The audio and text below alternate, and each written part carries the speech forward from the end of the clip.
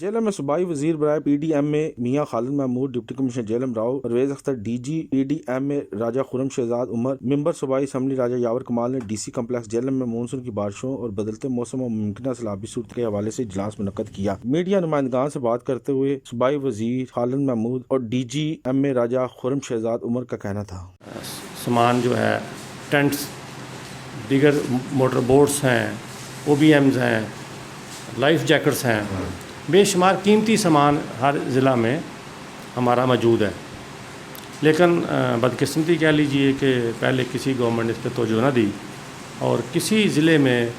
پی D M اے کا کوئی where house نہیں ہے۔ کہ یہ دیکھیں لاسٹ ٹائم 1,05,000 کیوسک جو پانی آیا تھا، اتنا پانی تو ڈیگ نالے میں بھی آ جاتا ہے، ڈیگ نالے میں بھی زیادہ پانی آ جاتا ہے، وہ ہوئے کہ جو اور دوسرے جو ہمارے ہل ٹاپ ہیں ان میں زیادہ پانی آتا ہے۔ ایشو مسئلہ یہ ہے کہ یہاں پہ فلڈ پلین کنٹرول جو ہے نا وہ ہے ہی نہیں۔ پنجاب واحد صوبہ ہے جس میں فلڈ پلینز کے اندر کنٹرول کے لیے ایکٹ بنایا گیا ہے، لیکن ابھی وہ امپلیمنٹ نہیں ہوا۔ تو ہمارے جو لوگ بیٹھے ہوئے ہیں وہ تو دریا کے پیٹ کے اندر بیٹھے ہوئے ہیں، وہ جو ہے وہ